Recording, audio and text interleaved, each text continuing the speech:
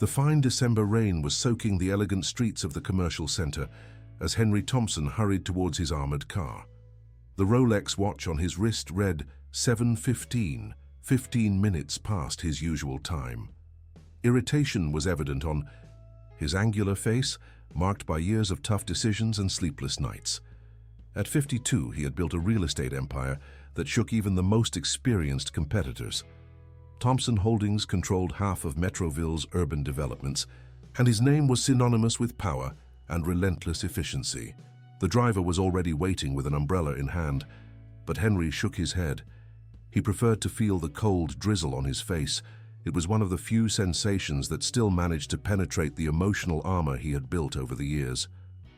The lights of the corporate buildings reflected in the puddles, creating an urban kaleidoscope that he completely ignored, focused solely on reaching the vehicle and reviewing the pending contracts during the ride home. Then a child's voice sliced through the cold air like a sharp arrow, making him stop abruptly. "Sir, can you buy me a bread?" The question came from a girl sitting at the entrance of a closed department store. She couldn't have been more than 12 years old, maybe younger.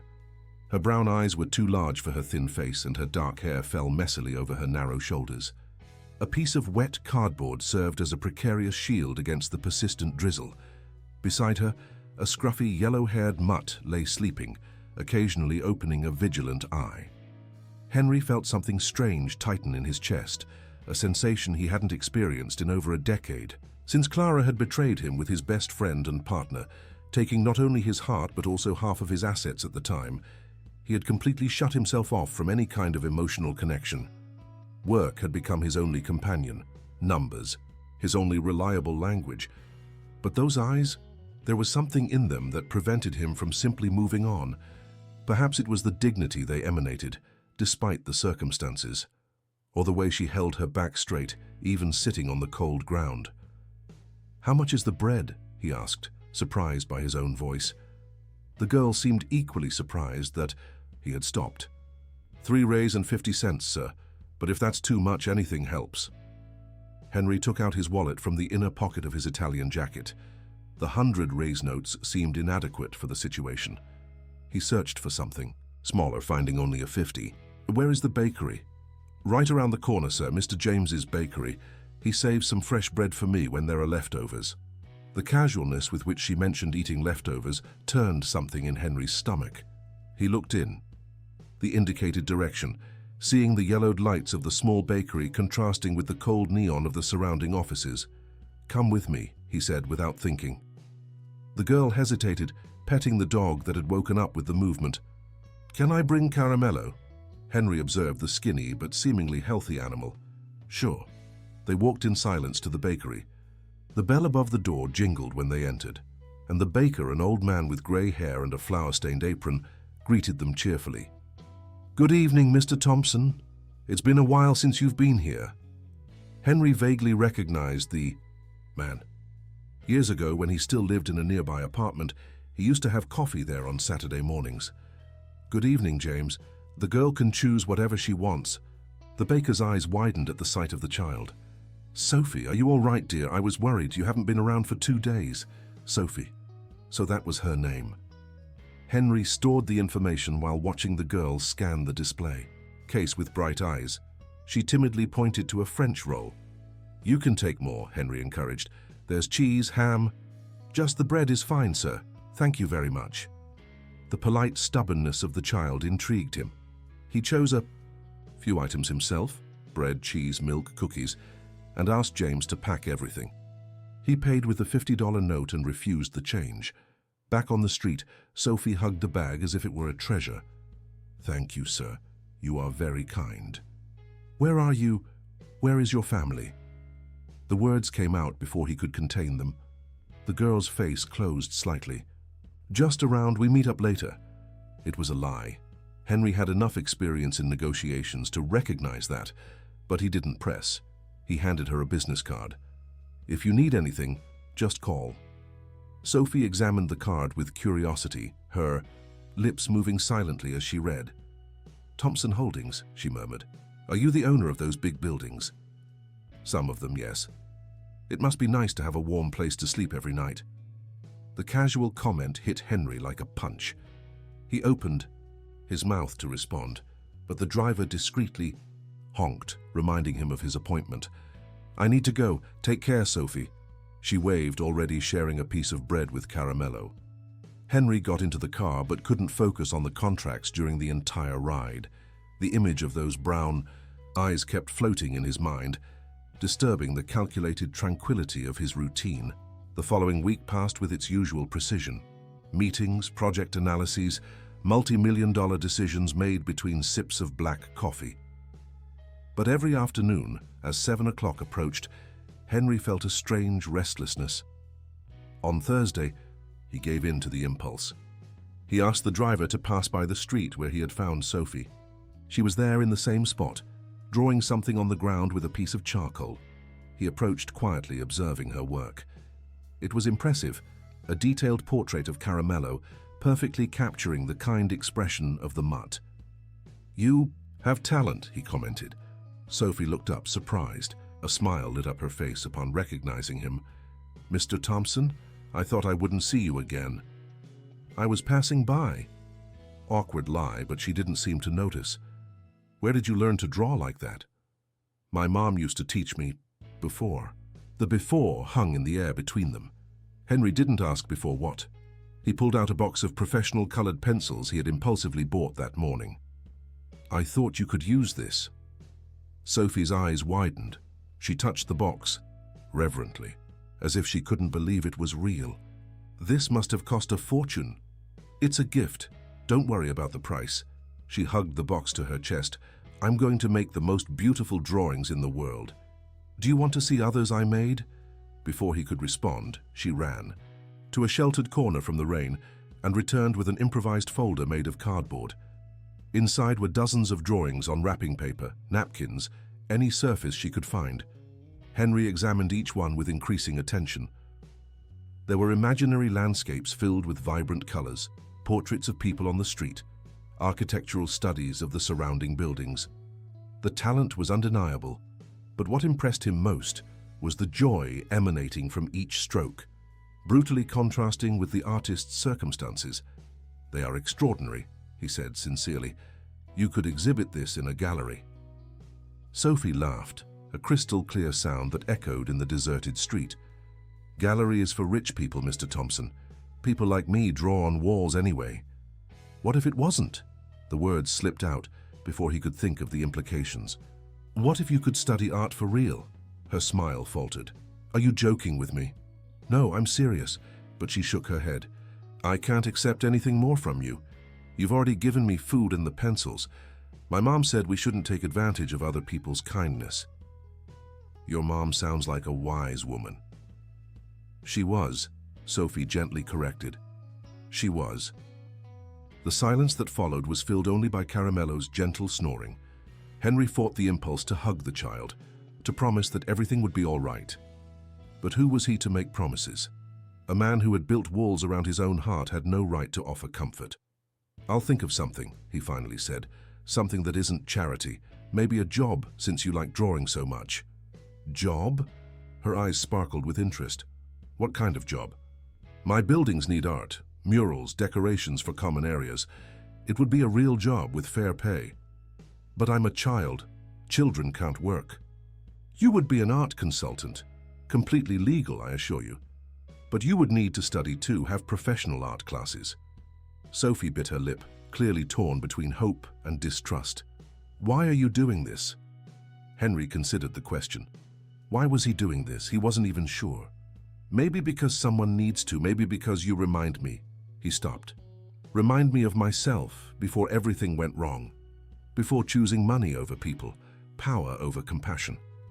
You remind me that the world can be different," he finished.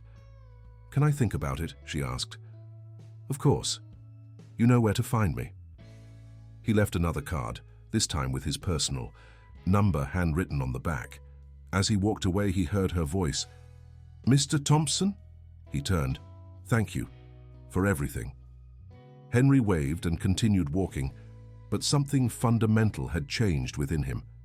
The carefully constructed walls around his heart showed the first cracks, and for the first time in years he wasn't sure he wanted to fix them. Friday dawned grey and rainy. Henry arrived at the office earlier than usual, finding only the night security guards making the shift change. He settled into his top-floor office, watching Metroville awaken through the floor-to-ceiling windows. The view that had always filled him with satisfaction now seemed different. How many Laras were there down below, invisible in his ivory tower? The intercom rang. "Mr. Thompson, Mr. Daniel is here for the 8 o'clock meeting." Daniel Roberts, his personal assistant for 5 years. Competent, ambitious, always a step ahead. Henry trusted him as much as he trusted anyone these days, which wasn't much. "Send to him in." Daniel entered with his characteristic efficiency, tablet in hand, tie perfectly aligned. "Good morning, sir. We have the presentation for the Chinese investors at 9, lunch with the Secretary of Urbanism at noon, and the board meeting at 3. Daniel, I want you to add something to the agenda. I need information on art programs for underprivileged youth, specifically about the legality of hiring them as consultants." The assistant showed no surprise, although Henry knew the request was unusual. "Of course, sir. When do you need this information?" "As soon as possible." "May I ask what the interest is?" Henry considered how much to reveal. "I'm thinking about a social responsibility project, art in the developments created by young people from the community." "Interesting. That would certainly improve our public image." The way Daniel said "public image" bothered Henry, but he let it go. The day continued with its usual routine of decisions and negotiations, but Henry's thoughts kept returning to Sophie. During lunch with the secretary, he found himself wondering if she had eaten anything that day. As he analyzed cost spreadsheets, he imagined what kind of art she would create if she had the right resources. The board meeting was particularly tedious. Endless discussions about profit margins and expansion strategies. Henry participated on autopilot, his mind miles away. It was when Councillor Victor Miller mentioned the land in the East Zone that his attention was completely captured. "The old housing complex for employees," Victor Miller explained. "It has been abandoned for 3 years since we relocated the families. I suggest demolishing it and building a new commercial development." Henry vaguely remembered the place, an old company project to house low-income employees, closed when they decided it wasn't financially viable to maintain. "How many families were relocated?" he asked. Victor Miller consulted his papers. "About 50. Most found other jobs and accommodations." "Most? Well, there are always some who don't adapt to the change," Victor Miller said dismissively. "We can't be responsible for everyone." But what if we could, Henry thought, and what if we should? The meeting ended with the approval for demolition, but Henry requested to see the files of the relocated families before signing the final authorization. Daniel seemed surprised, but promptly provided the documents. At 7 o'clock, Henry dismissed the driver. He wanted to walk, to think. His steps inevitably led him to Sophie's street. She wasn't in her usual spot. Only Caramello lay sleeping, curled up under the awning. The panic he felt was disproportionate. After all, she was just a child he had stumbled upon. He had no responsibility towards her, but his tightened heart told a different story. He waited half an hour, an hour. Finally, just as he was about to give up, he saw a small figure approaching. Sophie walked slowly, carrying something in her arms. As she got closer, he saw it was a cat, as skinny as Caramello, meowing weakly. "Mr. Thompson," she exclaimed, surprised. "What are you doing here?" "Waiting for you. Is this cat sick?" "I think it's just hungry. I found it trapped in a trash can." She carefully sat down, cradling the cat in her lap, while dividing her only piece of bread between the two animals. "You haven't eaten anything?" Henry asked. "They eat first," she replied simply. "They can't go to the bakery by themselves." Her innocent and altruistic logic completely disarmed him. Without saying a word, he stood up and went to the bakery, returning with bags full. He bought food for the animals, too. He sat down beside her on the ground, ignoring the expensive fabric of his suit. "I thought about your proposal," Sophie said while eating, "but I have a condition." "What is it?" "I need to be able to bring Caramello and—" She looked at the cat. "And meow with me. They are my family now." Henry watched the thin girl dividing, her attention between the two animals. Most street children could barely take care of themselves, but Sophie had taken responsibility for 2 other lives. "I think I can arrange something," he said, "but I also have conditions. School every morning, art classes 3 times a week, and regular medical checkups." "Doctor?" Fear flashed quickly in her eyes. "I don't like hospitals." "Just to make sure you're healthy. It's important for any job." She reflected, stroking Meow, who was purring weakly. "If I don't like it, can I stop? We can make a trial contract, 1 month. If it doesn't work out, each of us goes our own way." "Do you make contracts with everyone who works for you?" "With everyone," he confirmed. "That's how businesses operate." "Okay then, I accept." She extended her small, dirty hand. Henry solemnly shook it, feeling the weight of the commitment he had just made. It was not just a work contract. It was a silent promise that this time he wouldn't fail someone who needed him. The weekend passed in a haze of preparations.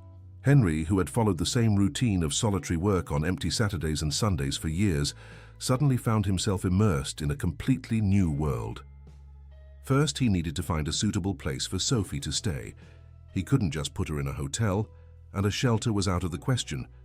The solution came in the form of Margaret Jenkins, the housekeeper who had taken care of his apartment for over 15 years. "Mr. Henry," she said when he explained the situation, "I have a spare room since my daughter got married. The girl can stay with me until you decide on something permanent." It was perfect. Margaret Jenkins lived in a quiet residential neighborhood, 20 minutes from downtown. She had experience with children and, more importantly, a generous heart that Henry had always silently admired. On Sunday morning, he went to pick up Sophie. He found her exactly where he expected, drawing with the new pencils. Around her, a small crowd of homeless people watched in wonder as she created an improvised mural on the concrete wall. It was a vibrant scene of hope.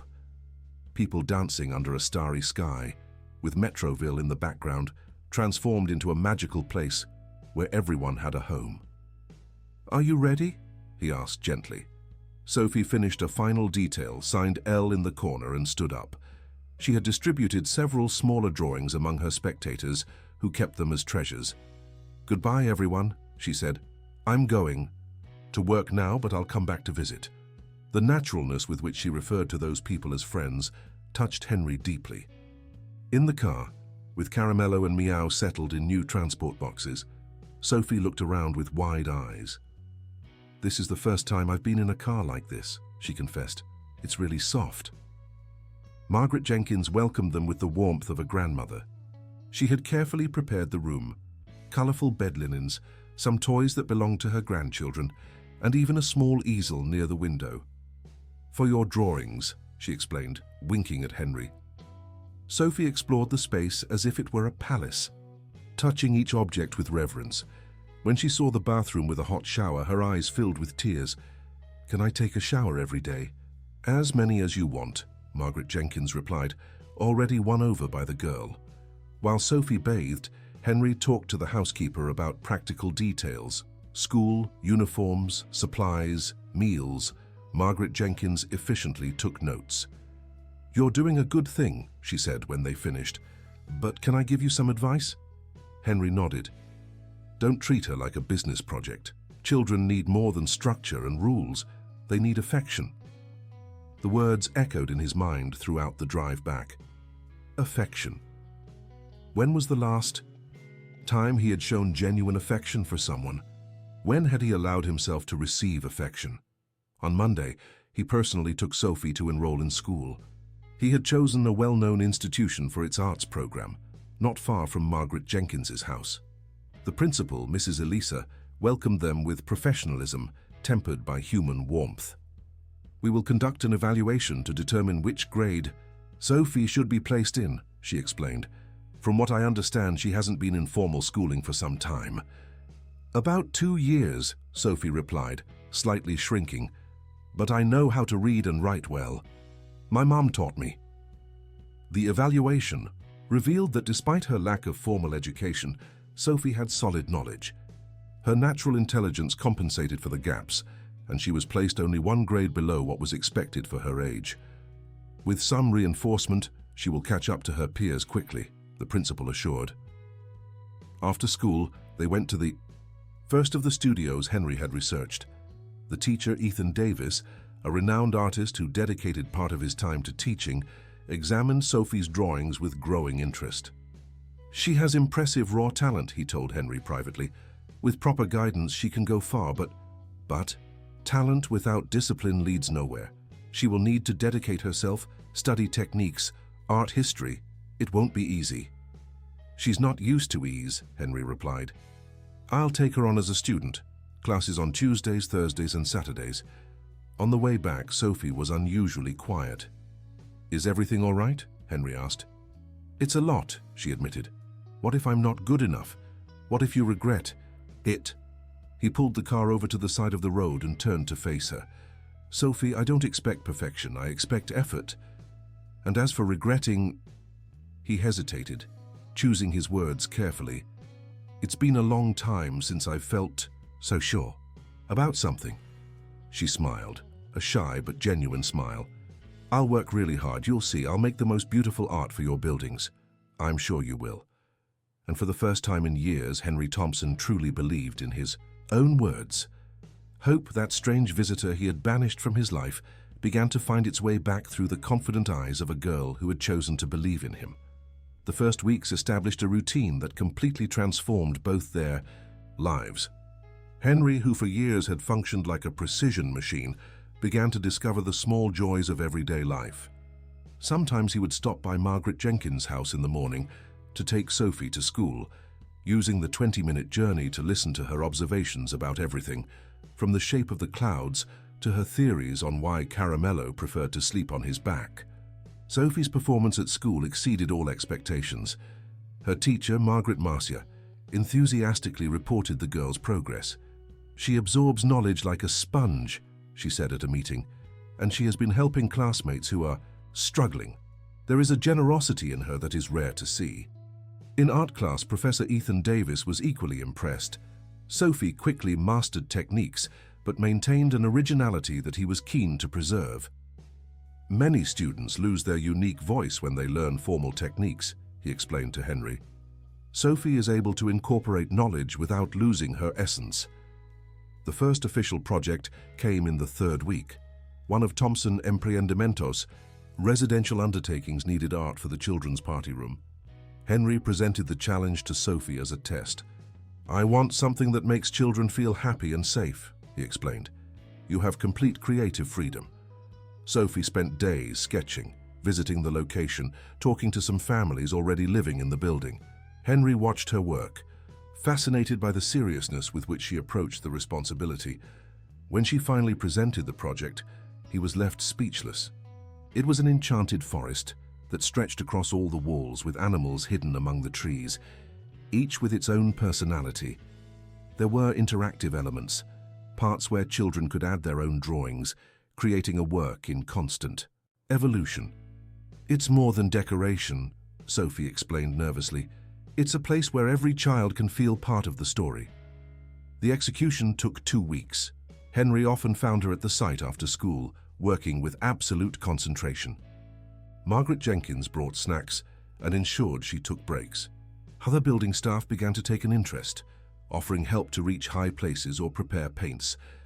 On the day of the inauguration, the hall was packed with curious families.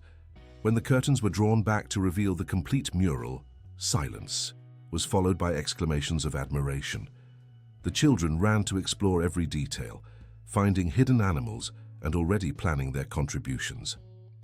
"It's magical," a mother whispered to Henry. "My daughter didn't want to leave the house today, but now she doesn't want to go home." The project's success generated unexpected repercussions. Other building managers began to request similar works. The local media did a small piece on the young artist who transforms buildings into dreams. Henry kept Sophie protected from excessive exposure, but the recognition strengthened her confidence. It was during this period of apparent harmony that the first dark clouds began to form. Daniel, always observant, noted the changes in his boss with growing concern. Meetings that once stretched into the night now ended promptly. Projects that prioritized profit alone were questioned. The word community appeared too frequently for his liking. "Mr. Thompson," he cautiously approached one afternoon, "some board members have expressed concerns about your new priorities." "What kind of concerns?" Henry asked without taking his eyes off the project Sophie had sent for the next undertaking. "They feel there is a deviation from the company's main focus. The costs of these artistic projects are minimal compared to the return in customer satisfaction," Henry interrupted. "You have the numbers." "Yes, but what? It's just that, well, you never cared this much about satisfaction before. Profit has always been the priority." Henry finally lifted his eyes. "Maybe it's time to rethink priorities." Daniel left the room mulling over these words. In his own office, he made some discreet phone calls. If the boss was losing focus, someone needed to protect the company's interests, someone with a clear vision of what really mattered in the business world. Meanwhile, oblivious to his assistant's machinations, Henry was attending a dinner at Margaret Jenkins's house. It was Sophie's birthday. She was turning 13. Discovering the date had been a challenge. She herself wasn't sure. But Margaret Jenkins, with her practical wisdom, declared it would be that day, and that was that. The table was modest but plentiful. Sophie wore a new dress, a gift from Margaret Jenkins, and smiled so much that her face seemed to glow. Caramello and Meow had places of honor with special dishes on the floor. "Make a wish," Margaret Jenkins instructed, as she brought out the homemade cake with 13 candles. Sophie closed her eyes tightly, concentrating. When she blew out the candles, Henry felt a strange emotion in his chest. Pride? Tenderness? Something deeper that he dared not name? "What did you wish for?" he asked. "I can't tell you, or it won't come true," she replied seriously. "But I can say it wasn't just for me." Later, while they helped wash the dishes, Sophie suddenly grew serious. "Mr. Henry?" He had insisted she drop the Thompson, but the sir remained. "Yes? Are you happy?" The question caught him off guard. "Why do you ask that?" "It's just that you do so much for me, but sometimes you seem sad, like you're always waiting for something bad to happen." Her perception surprised and moved him equally. How could a child who had been through so much read his carefully constructed defenses so clearly? "I'm learning," he finally replied. "You're teaching me." "Me?" she laughed. "But I don't know anything important." "You know more than you imagine." They finished the dishes in comfortable silence. As Henry prepared to leave, Sophie spontaneously hugged him. "Thank you for the best birthday of my life." The hug lasted only seconds, but its warmth stayed with Henry throughout his journey home. In his empty, luxurious apartment, he realized that for the first time in over a decade, he did not feel alone. Sophie's presence in his life had filled spaces he hadn't even known were empty. Autumn arrived, painting Metroville in shades of gold and amber. Sophie had fully settled into her new life, balancing school, art classes, and projects with a maturity that impressed everyone around her. Her murals already decorated 5 of Thompson Empreendimento's undertakings, each unique and perfectly adapted to the community it served. It was on an April afternoon that Henry received a call that would change everything. He was reviewing contracts when Daniel entered his office with an unreadable expression. "Sir, we have a delicate situation." "What happened?" "Do you remember the audit you requested about the families from the old housing project? We found something interesting." Daniel placed a folder on the table. Henry opened it, finding employee records, payment logs, relocation documents. One name caught his attention: Michael Carter. "Mendez," he murmured. "Why does that name sound familiar?" He was a supervisor on the Twin Towers project. He was fired 3 years ago for publicly questioning our workplace safety practices. The memory returned like a jolt. Michael Carter, an upright man who dared to challenge a procedure he deemed risky for workers. Henry, at the time focused solely on meeting deadlines, had authorized the summary dismissal. "What about him?" Henry asked, although an uncomfortable premonition was already forming in his stomach. "Well, we investigated what happened to the families after the relocation. Most have re-established themselves, but Michael Carter, Daniel paused dramatically. He had a daughter, Laura Mendez, current estimated age, 13 years. The world seemed to tilt beneath Henry's feet. Laura, Sophie, it couldn't be a coincidence. Are you sure? Here's the photo from the file. Daniel showed an image of a girl a few years younger, but unmistakably Sophie. The same large eyes, the same determined chin. Henry felt the air escape from his lungs. The girl who had transformed. His life was the daughter of a man whose life he had destroyed. The irony was devastating. What happened to Michael Carter? His voice came out hoarse. After the dismissal, he couldn't get another job in the sector. Our company was very influential, and the dismissal for insubordination marked him. Records show frequent hospitalizations of his wife for a chronic condition. Without health insurance, Daniel didn't need to finish. Henry could imagine the downward spiral. Unemployment, illness, despair. Keep investigating, he ordered. I want to know everything, discreetly. When Daniel left, Henry remained seated, staring at the photo of the younger Sophie. How to tell her? How to explain that the man she saw as a savior was, in fact, indirectly responsible for her situation? The following days were torture. Henry maintained the facade of normality, but each of Sophie's smiles, each expression of gratitude, cut like a blade. He began to notice things he had previously ignored. How she sometimes looked thoughtful, watching other parents with their children. How she kept small objects that seemed to hold sentimental value. During a dinner celebrating yet another successful project, Sophie was especially talkative. You know, Mr. Henry, my dad always said that art without purpose is just decoration, that true art should serve people, make their lives better. Your father sounds like a wise man, Henry managed to reply. He was. He was. She fiddled with her fork. He worked in construction. He said that building was a form of art too. Creating homes for people, safe places. Each word was a stab.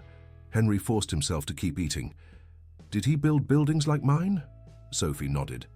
I think so. He didn't talk much about work in the end. He changed after... She stopped abruptly. After what? Nothing. Old stuff.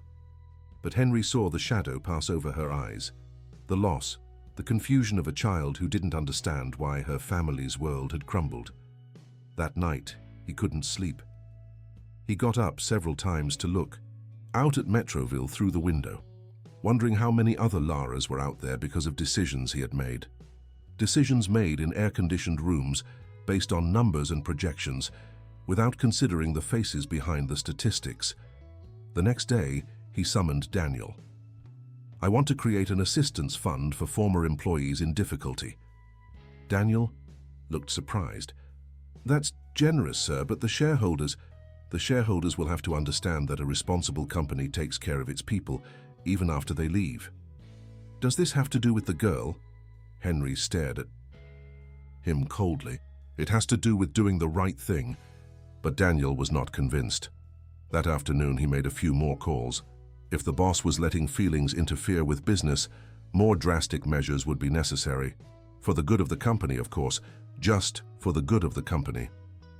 Meanwhile, Sophie was working on her most ambitious project yet, a mural for Metroville's Children's Hospital. Henry had secured the commission as a surprise gift, knowing how much she wanted to do something for children going through tough times. Watching her explain the concept to the hospital staff, her passion and compassion evident in every gesture, Henry made a decision. He would tell the truth. He couldn't build this relationship on a lie, even if by omission. She deserved to know, and he needed to take responsibility for his past actions. But how do you tell a child that you are the reason for her suffering? How do you ask for forgiveness for something that cannot be undone? Henry Thompson, the man who always had an answer for everything, found himself completely lost in front of the most important question of his life. The preparation to tell Sophie the truth consumed Henry for days. He rehearsed the words mentally, trying to find the least painful way to reveal his responsibility in the Mendez family's fate. But every time he prepared to speak, something held him back. A smile from her, a spontaneous hug, the absolute trust in her eyes. Hope Children's Hospital project was progressing magnificently. Sophie spent every afternoon there, talking with the hospitalized children, incorporating their stories and dreams into the mural. Doctors and nurses commented on the change in the atmosphere of the place. There were more laughs, more hope. On one of those afternoons, Henry went to pick her up and found her sitting beside an 8-year-old girl, both drawing together. The little patient was bald due to treatment, but smiled as Sophie taught her how to mix colors. "This is Mr. Henry," Sophie introduced as he approached. "He's like a dad to me now." The words hit Henry like a lightning bolt. Dad. That was how she saw him. The weight of that responsibility, mixed with the guilt of what he knew, nearly made him stagger. In the car on the way home, Sophie was quieter than usual. "Sophia, the girl you saw with me, she's not going to get better," she said suddenly. "How do you know?" "You just know. When you live on the street, you learn to recognize, but she still dreams, still wants to leave her mark on the world. That's why the mural is important. It will be a piece of her that stays." Sophie's maturity and compassion continued to surprise him. How could someone who had lost so much have so much to give? "Sophie," he began, the decision forming, "I need to tell you something about—" His phone rang. Daniel. "Sir, emergency. The Chinese investors are here. The meeting has been moved up and they want answers about the unnecessary expenses on community projects." Henry cursed mentally. "I'm on my way." "Problems?" Sophie asked. "People who think art and community are unnecessary expenses. My dad faced people like that," she said thoughtfully. "He used to say the problem is they only see numbers, not people." Once again, her words were precise daggers, even without knowing. The meeting was a massacre. The investors, led by Mr. Chen, questioned every penny spent on artistic projects. Daniel, surprisingly, seemed to support the criticisms, providing data that made the expenses appear more exorbitant than they actually were. "Mr. Thompson," Chen said in his precise English, "we came to invest in a profitable construction company, not an NGO. These artistic projects are a dangerous distraction. They are an investment in community relationships," Henry defended. "Our satisfaction ratings have never been higher." "Satisfaction doesn't pay dividends," another investor interrupted. "We need to see a commitment to profit, or we will reconsider our position." The veiled threat was clear. Without the Chinese investors, several ongoing projects would be compromised. Ironically, more families could end up like Sophie's. "I will re-evaluate the priorities," Henry said, the words bitter in his mouth. After the meeting, Daniel stayed behind. "Sir, may I speak frankly?" Henry nodded, exhausted. "This girl is clouding your judgment. I understand the charitable impulse, but you cannot sacrifice an empire for a street child. She is not just—" Henry stopped. What was Sophie to him? "You don't know her." "I know more than you think," Daniel said mysteriously. "I know, for example, that she is Michael Carter's daughter. I know that you feel guilty, but destroying your company won't undo the past." Henry stared at him. "How do you know about Michael Carter?" "It's my job to know everything that could affect the company, and this situation definitely affects it." "What are you suggesting? That you keep the girl if it makes you feel better? Pay for her school, college, whatever you want, but discreetly, without involving the company, without these public projects that draw attention and questioning." The suggestion was logically sound, but Henry imagined having to tell Sophie that her projects would end, that her art would no longer be needed. He imagined the disappointment in her eyes. "I will think about it," he finally said. That night, Henry went to the hospital. Sophie was still there, having lost track of time working. The mural was almost complete, an explosion of life and color that transformed the sterile white walls into portals to worlds of fantasy and hope. "It's beautiful," he said simply. The children helped a lot. Each character has a bit of one. Of them, she pointed to different parts. "This dragon is James's, who wants to be a firefighter. This fairy is Maria's, who dreams of being a ballerina. And this one?" Henry pointed to a solitary figure in a corner, watching everything with sad but hopeful eyes. Sophie blushed. "That's me, before, when I was still looking for my place in the world." "And did you find it?"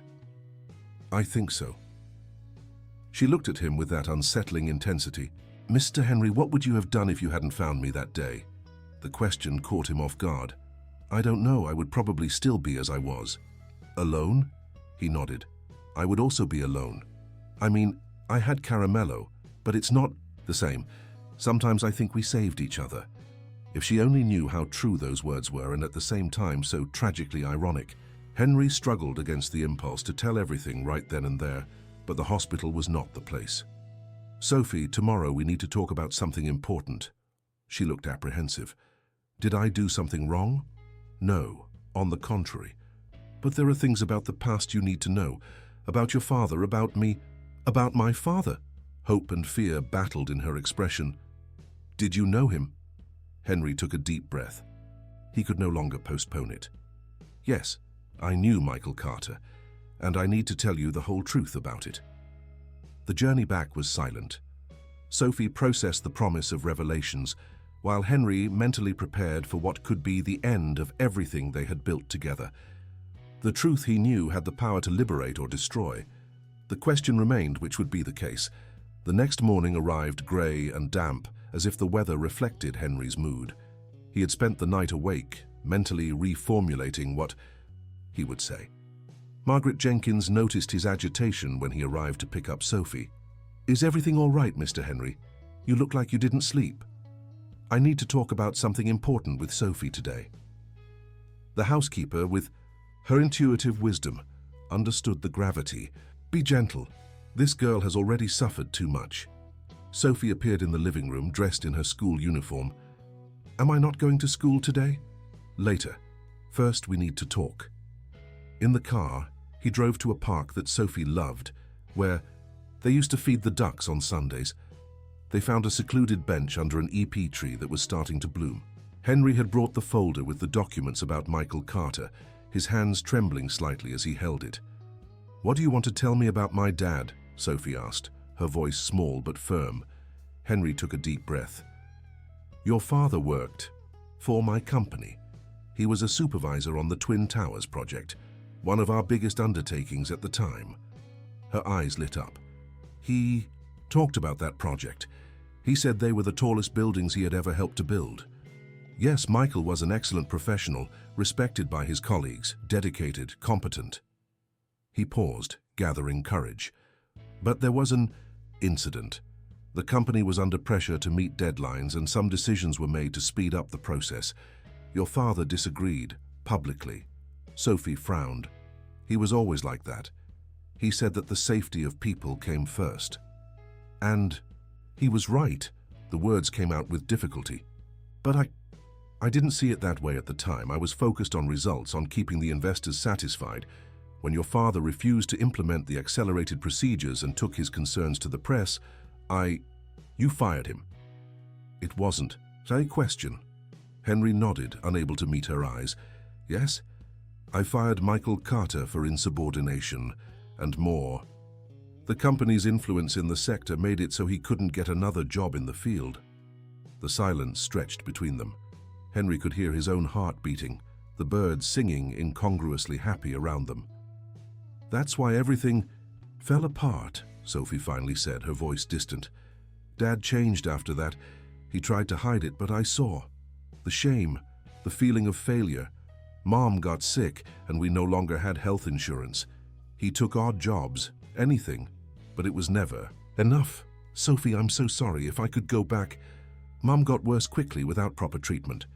She continued as if she hadn't heard. "Dad sold everything we had. In the end, he slept at the hospital next to her.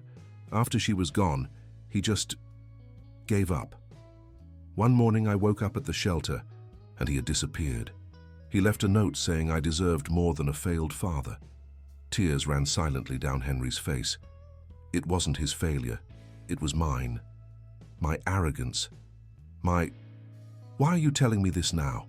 Sophie interrupted him, finally, looking at him. There was pain in her eyes, but also a genuine curiosity. "Because you deserve the truth. Because building our relationship on a lie would be another injustice. And because—" He swallowed hard. "Because I have come to love you like the daughter I never had. And I couldn't bear for you to find out from someone else." Sophie was silent for long minutes, processing everything. Henry waited, each second feeling like an eternity. "Did you know who I was when you met me?" she finally asked. "No. I found out just a few days ago, but that doesn't change how I feel about you." "It changes everything," she exploded, standing up. "You didn't help me because you like me. It was out of guilt." "At first, maybe guilt influenced me," Henry admitted. "But Sophie, what we have built in these months is real. Your talent is real. The pride I feel when I see you grow is real. The love is real." "Love?" she repeated bitterly. "You destroyed my family." "I know." He stood up too, but kept his distance. "And I will understand if you don't want to see me anymore. I will arrange everything. You will continue with Margaret Jenkins, the school, the art classes. You will never have to—" "No." The vehemence surprised her as much as it did him. "I don't want your charity out of guilt. If I stay, it will be because I choose to, not because you're paying penance." She stepped back a few paces, hugging herself. Henry saw the girl she still was, despite all the maturity forced by circumstances. "I need to think," she finally said. "I need to understand how I feel about all this." "Of course, take all the time you need. I'm going to school now, alone. Don't look for me for a few days, okay? I'll let you know when I'm ready to talk." Henry nodded, his heart tight. He watched her walk away, her back straight despite the weight of the revelation. When she disappeared from view, he let himself fall onto the bench again, feeling older and more tired than ever. The phone rang. Daniel. "Sir, the Chinese want an answer by tomorrow regarding the restructuring of the community projects."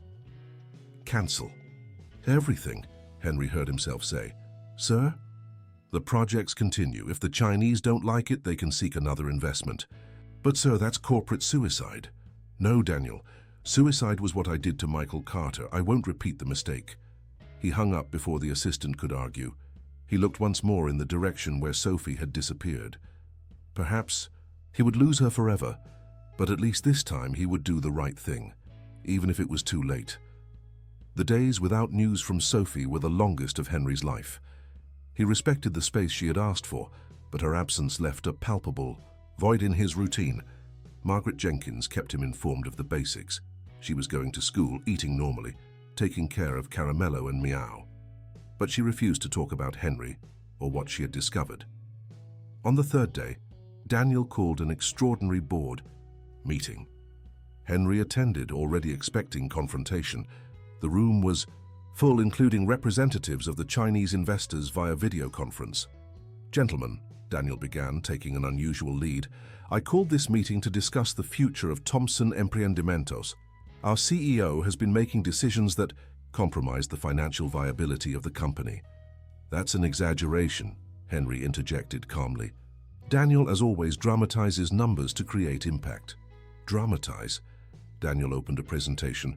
"In the last 3 months, we diverted resources equivalent to 2 million reais to projects without direct financial return, not to mention Mr. Thompson's time dedicated to non-corporate activities."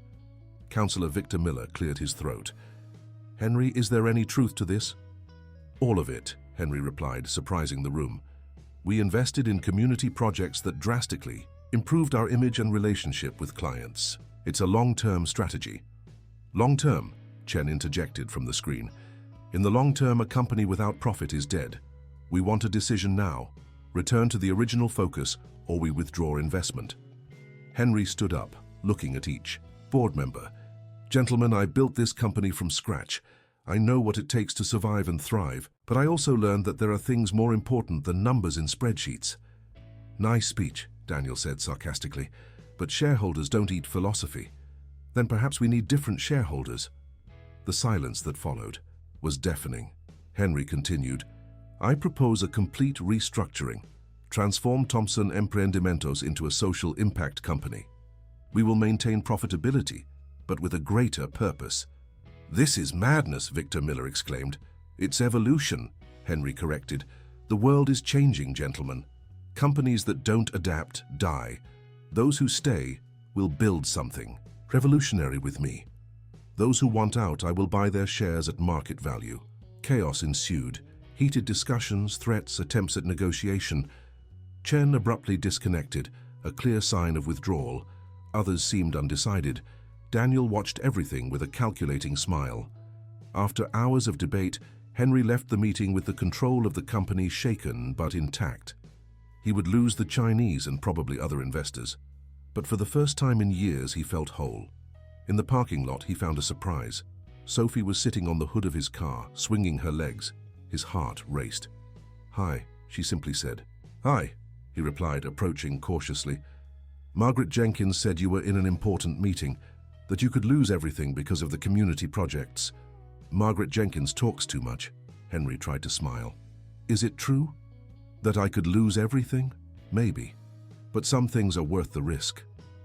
Sophie studied him for a long moment. "You know what I thought about these days?" Henry shook his head. "I thought about everything that happened. About my dad, my mom, how I ended up on the street, and I thought about you too. The man you were when you fired my dad and the man you are now. And they're different people." She jumped off the hood, standing in front of him. "The man who fired my dad would never have stopped to buy bread for a street girl. He would never have risked his company for community projects. He would never have—" her voice broke.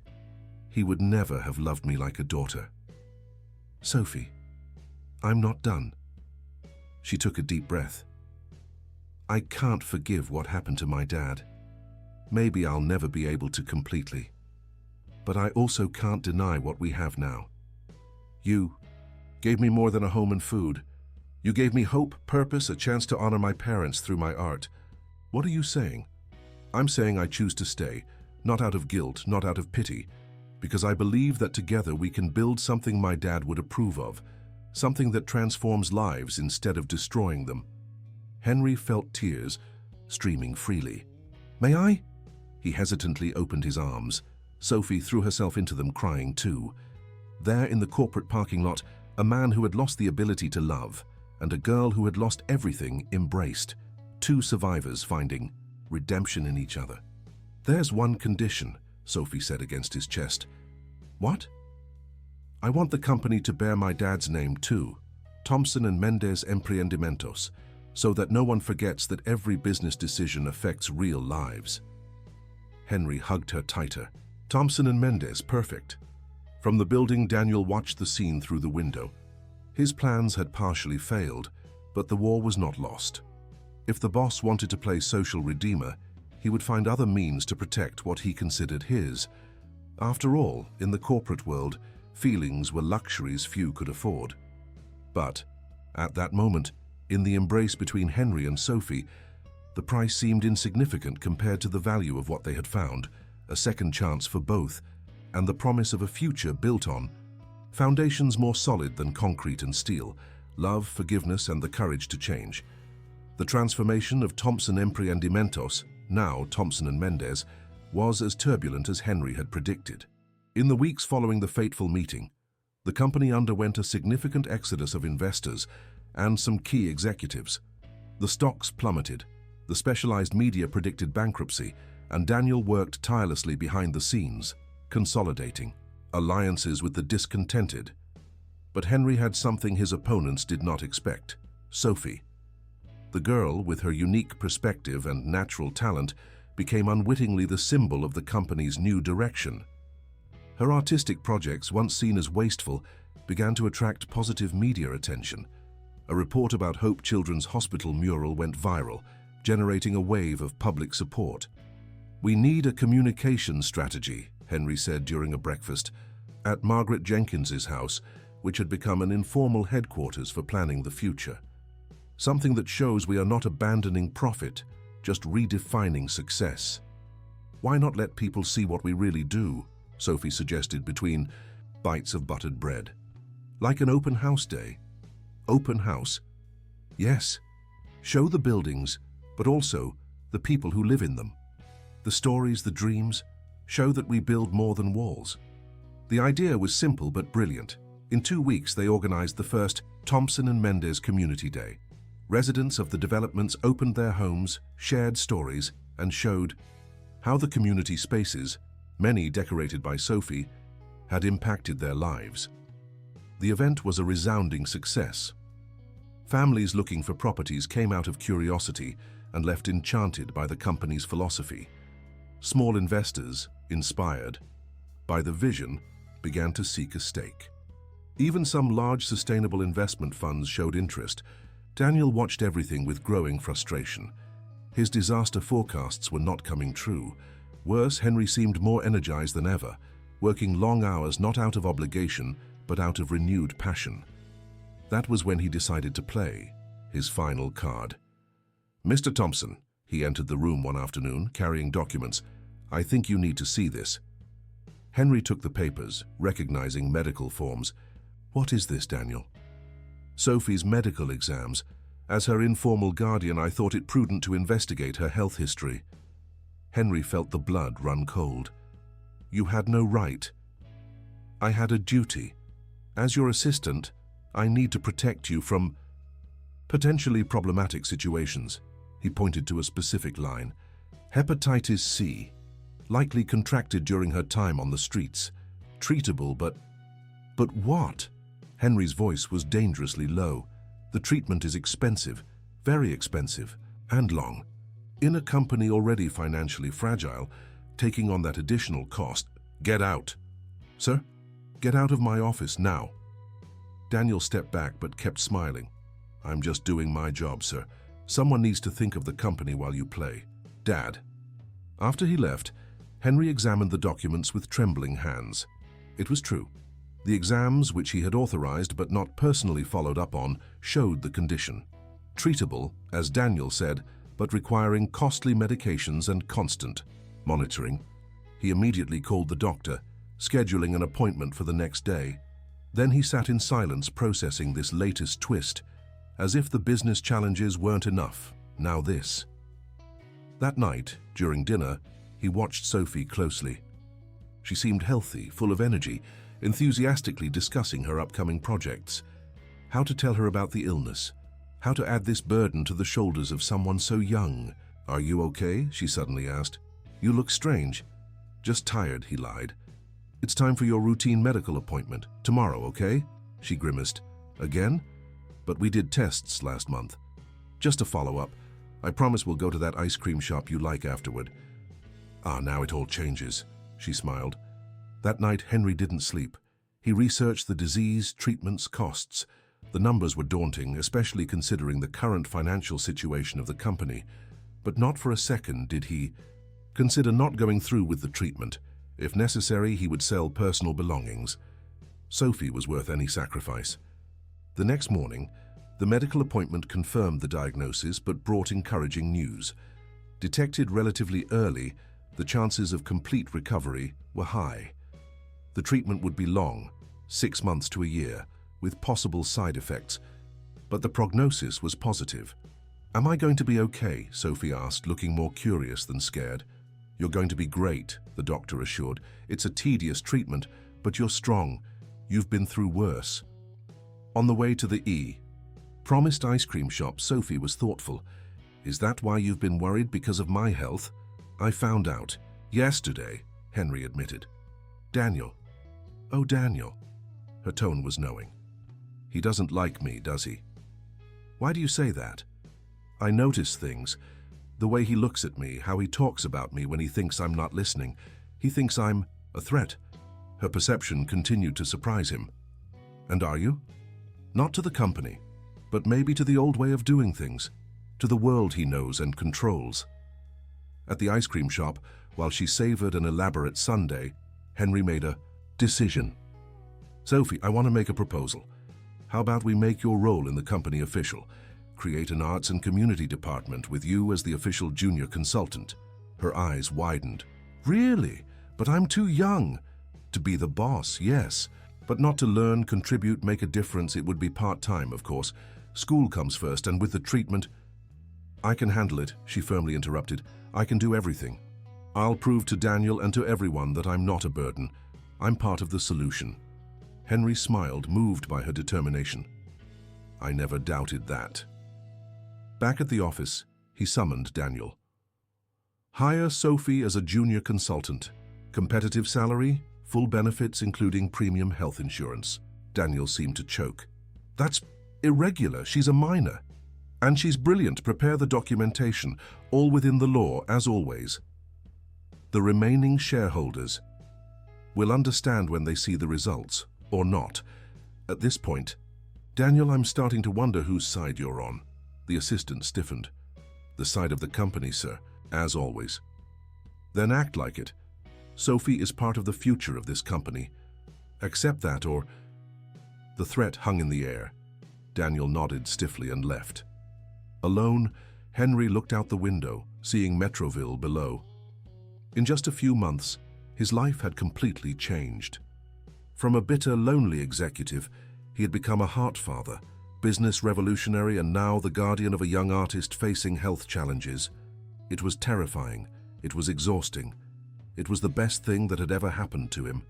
Sophie's medical treatment began the following week, coinciding with her official appointment as a junior consultant at Thompson & Mendez. The company had prepared a small office for her, decorated with her own works and overlooking the building's garden. She shared the space with a professional drawing table and a cozy corner where Caramello and Meow could stay during her visits. The first days of medication were tough: nausea, extreme fatigue, headaches. But Sophie faced each symptom with a resilience that impressed the medical team. On days when she felt better, she insisted on going to the office, even if for only a few hours. "I need to show that I can do it," she told Henry one particularly difficult afternoon after an intense bout of nausea. "That I'm not fragile." "No one thinks that," Henry assured, helping her settle onto the sofa in his office. "Strength isn't about never falling. It's about always getting back up." As Sophie dozed off, recovering, Henry reviewed the company's numbers. The situation had stabilized partially. They lost traditional big investors, but attracted a new profile: social impact funds, conscious investors, even some celebrities interested in associating their image with meaningful projects. Daniel entered without knocking, a habit he had developed recently. "The quarterly numbers," he announced, throwing a folder onto the table. "As predicted, a 30% drop in revenue, but a 45% increase in customer satisfaction and a 60% increase in inquiries for new projects," Henry countered. "I've seen the full reports, Daniel. Satisfaction doesn't pay bills. It's about to." Henry showed a proposal that had arrived that morning. "The state government wants to hire Thompson & Mendez to revitalize abandoned housing complexes, a $50 million project focusing on community integration through art." Daniel paled as he read the details. That would change everything." "Exactly, and we know who to thank." He looked at the sleeping Sophie. The visibility her projects brought opened doors that no amount of money could buy. "Luck," Daniel muttered. "Strategy," Henry corrected. "Something you used to understand." In the following days, news of the government mega-project spread. The company's stocks rose. Investors who had left began to seek a return. Henry declined most. "We don't need those who only show up in success," he told the board. Sophie, despite the debilitating treatment, insisted on participating in the project planning. She created preliminary concepts that integrated the history of each community into the art of the spaces. Her idea to involve local residents as assistant artists was particularly praised. One rainy afternoon, while they worked together on the plans, she suddenly stopped drawing. "Mr. Henry, can I ask a personal question?" "Always." "Why did you never remarry? Margaret Jenkins told me you were once married." Henry set down his pen, painful memories surfacing. "Clara, my ex-wife, cheated on me with my best friend. They were my partners too. I lost half of everything I had built, but the worst was losing the ability to trust. That must have hurt a lot." "It did. For years I used that pain as a shield. Work became my only reliable relationship. And now," he looked at her, seeing not only the girl he had saved, but the young woman she was becoming. "Now I've discovered that there are different kinds of love, and that family doesn't have to follow traditional patterns."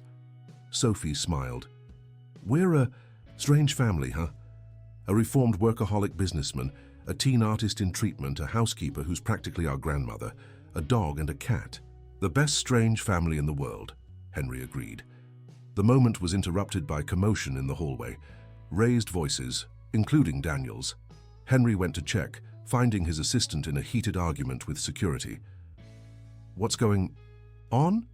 "These incompetents won't let me access the financial files." Daniel was red with anger. "By my order," Henry clarified calmly. "From today, all sensitive accesses need my specific authorization." "This is absurd. I've been your assistant for 5 years.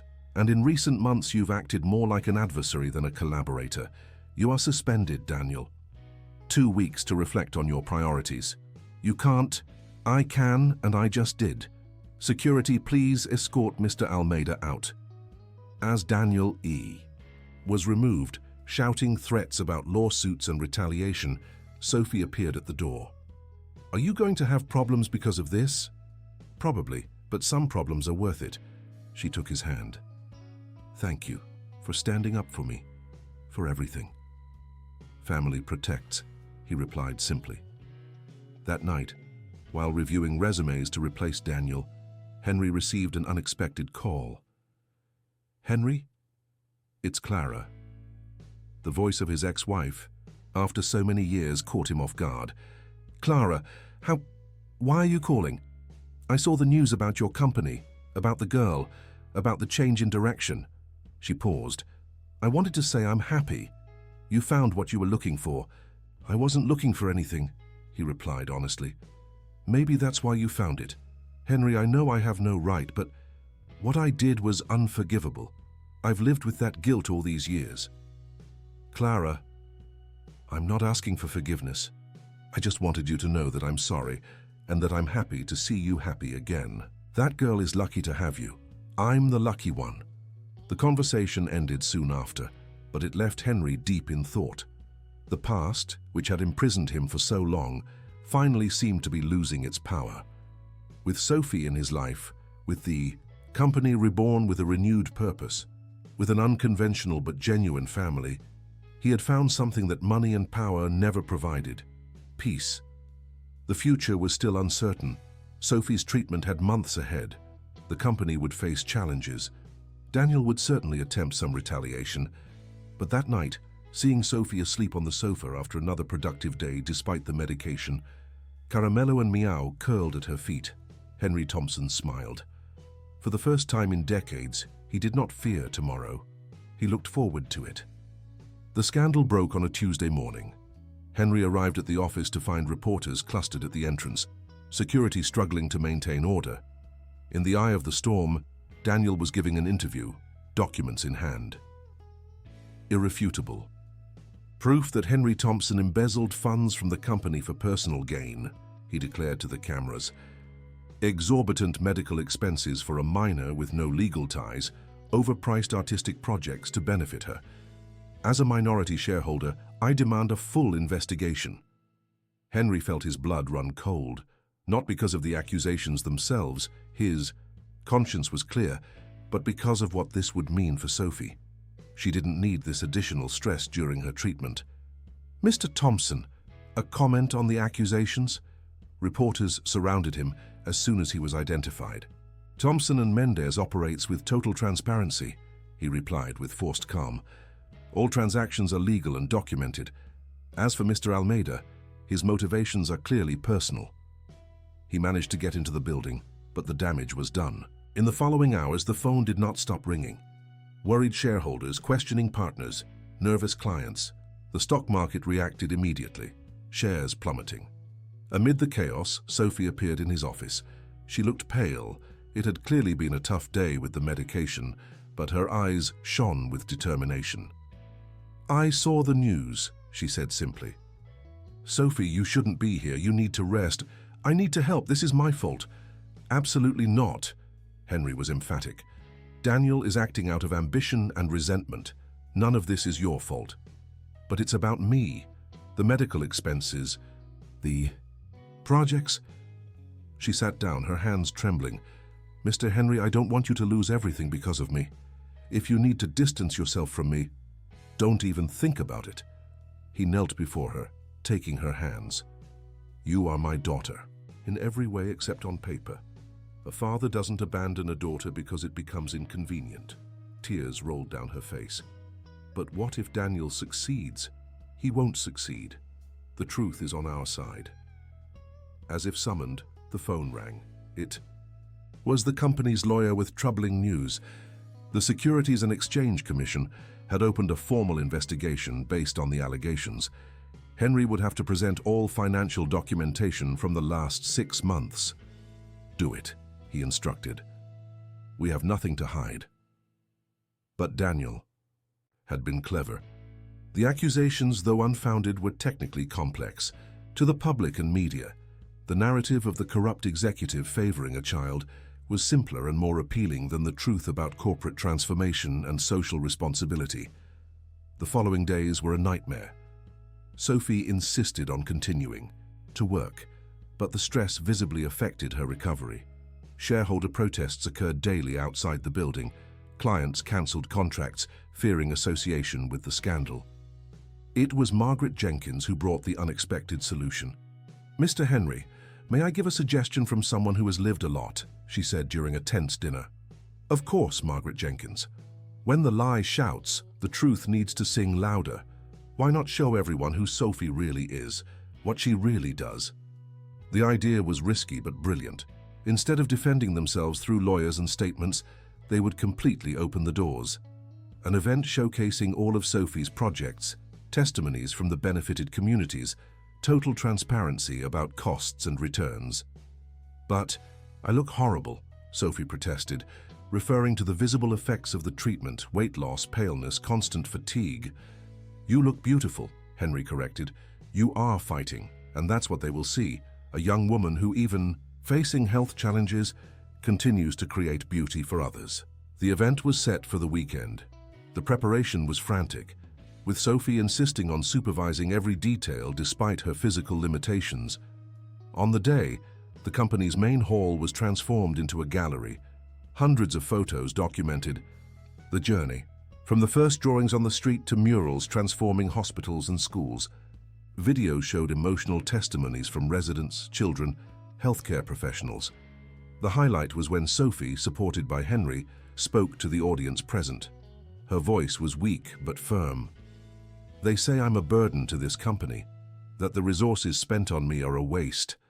But every cent invested in me has returned multiplied in art that touches lives. I don't ask for pity for being sick. I only ask that you see the work, not the manufactured scandal." The silence that followed was broken by applause. First timid, then deafening. A child who had been a patient in the hospital came up on stage, hugging Sophie. "Your drawing helped me not to be afraid," she whispered into the microphone. Others followed. Grateful residents, inspired children, even some skeptical shareholders who had attended. Daniel's narrative began to crumble in the face of the tangible reality of positive impact. The media, fickle as always, changed tone. The same networks that had exploited the scandal now showcased the real story behind the accusations. Sophie became a symbol of overcoming, the company an example of conscious capitalism. Daniel, realizing the tide had turned, made one last-ditch effort. He appeared at the event, feigning remorse. "I realize now that I acted hastily," he declared before the cameras. "I let personal ambition cloud my judgment." Henry was not fooled, but publicly accepted the apologies, closing the crisis. In private, he made it clear that Daniel would never return to the company. That night, exhausted but victorious, Sophie slept on Henry's office sofa. He gently covered her, watching how even in sleep she wore a faint smile. The crisis had passed, leaving them stronger. The investigation would be shelved for lack of basis. The company, after the initial shock, emerged with an elevated reputation. Impact investors were lining up to participate, but most importantly, the bond between Henry and Sophie, tested by the fire of public adversity, proved indestructible. They were definitively and irrevocably family. The following months brought a stability that Henry had never imagined possible. Sophie's treatment progressed positively. The doctors were optimistic about a full recovery. The company flourished under the new model, with the government revitalization project becoming a national reference in conscious urban development. It was on a spring morning that life brought its greatest surprise. Henry had taken Sophie for a routine exam when the hospital receptionist discreetly called him. "Mr. Thompson, there's a man insisting on speaking with you. He says it's urgent and personal." In the hallway, a middle-aged man was waiting. Tall, grey-haired, with eyes Henry would recognize anywhere. They were identical to Sophie's. "My God," Henry murmured. "Michael." Michael Carter was unrecognizable, thinner, older, marked by difficult years, but alive. Definitely alive. "Mr. Thompson," his voice was hoarse, "I know I have no right to be here, but is it true? My daughter is alive? Is she with you?" Henry struggled against the initial shock. "Michael," everyone thought. "Sophie said you." I know what she must have thought. Tears streamed down the man's face. "I left that note and disappeared, but I didn't die. I just got lost." "Where have you been all these years?" "Working on oil platforms, in mines, anywhere far enough to forget. To not have to face failure." Michael leaned against the wall. "But I couldn't forget. And when I saw the report about Sophie, about her drawings, I recognized her immediately. She draws like her mother." The moment Henry had both feared and secretly hoped for had arrived. How to tell Sophie? How to explain? How to protect her from further potential suffering? "She is undergoing medical treatment," Henry said carefully. "Hepatitis C, but responding well. She's also emotionally fragile. This might—" "I know I don't deserve to see her," Michael interrupted. "I abandoned my daughter when she needed me most. But I need at least to know that she is okay, that she is happy." "She is. Very happy. She is an extraordinary artist, you know. Her works transform lives." The pride in Henry's voice was unmistakable. Michael noticed. "You love her. As if she were my daughter." "She is your daughter now," Michael said resignedly. "More than mine. You gave her what I could not." "Michael," Henry began, but was interrupted by Sophie's arrival. "Mr. Henry, it's over. The doctor said that." She froze upon seeing Michael. The recognition was instant and devastating. "Dad." The word came out as a disbelieving whisper. Michael took a hesitant step. "Laura, my little one." "No." She recoiled, positioning herself behind Henry. "You died. You abandoned me." "I know I was cowardly, weak, but I never died, daughter. I just abandoned us." Her voice rose. "Mum died calling your name. I slept on the street, ate garbage, and you were alive somewhere." Henry hugged her as she began to sob. "Sophie, breathe. Remember your condition." "I don't care." She turned to Michael. "Why did you come back now? Why, when I finally have a life, a real family?" Michael wilted in the face of his daughter's raw pain. "I didn't come to ask for forgiveness. I know I don't deserve it. I just needed to see that you were okay." "Okay?" Sophie laughed bitterly. "I'm sick because of the time on the street. I'm traumatized. She stopped, taking a deep breath. "I'm being cared for by a man who is worth 1,000 of you." The blow visibly struck Michael. "I know. Henry Thompson fired me but took care of you. The irony doesn't escape me." "He didn't just take care of me," Sophie fiercely corrected. "He chose me. Every day he chooses to be my father. You chose to disappear." The silence that followed was thick with years of unprocessed pain. It was Henry who broke it. "Sophie, I know you're hurt. You have every right, but perhaps we should talk in a more private place." She nodded reluctantly. They went to an empty consultation room. For an hour, Michael tried to explain the inexplicable. The spiral of depression after losing his job and wife. The feeling that Sophie would be better off without him. The years trying to gather the courage to find her. "Every day I thought about coming back," he concluded. "But the longer it took, the more impossible it seemed. How to face the daughter I abandoned." Sophie listened in silence, processing. Finally, she spoke. "You know what hurts the most? It's not even the abandonment. It's that I had to believe you were dead to move on. Now I have to relearn everything." "You don't have to forgive me," Michael said, "or accept me back. I just needed you to know that I never stopped loving you. Love doesn't abandon, Sophie replied. Love stays even when it's hard, like Mr. Henry stayed. She stood up. I need time, a lot of time. Maybe one day we can, I don't know, but right now I need to focus on my treatment, my work, my true family. Michael nodded, defeated but understanding. Before leaving, he turned to Henry. Thank you for doing what I couldn't. Take care of her. Always, Henry promised. After he left, Sophie collapsed into Henry's arms. Why is life so complicated? I don't know, he admitted, but we face complications together. He might show up again? Probably. Will you support me whatever my decision about him? Unconditionally. She took a deep breath. Then okay, let's go home. Margaret Jenkins made cake and promised that Caramello and Meow could lick the plate. Her resilience continued to amaze Henry. As they left the hospital, he reflected on the twists of life. Michael Carter, the man whose firing had initiated this entire journey, was alive. The past both were trying to overcome insisted on returning. But looking at Sophie, seeing the strength she exhibited even in the face of this new challenge, Henry was certain they had built something too solid to be shaken. Even by the ghostly return of a father who had chosen to disappear,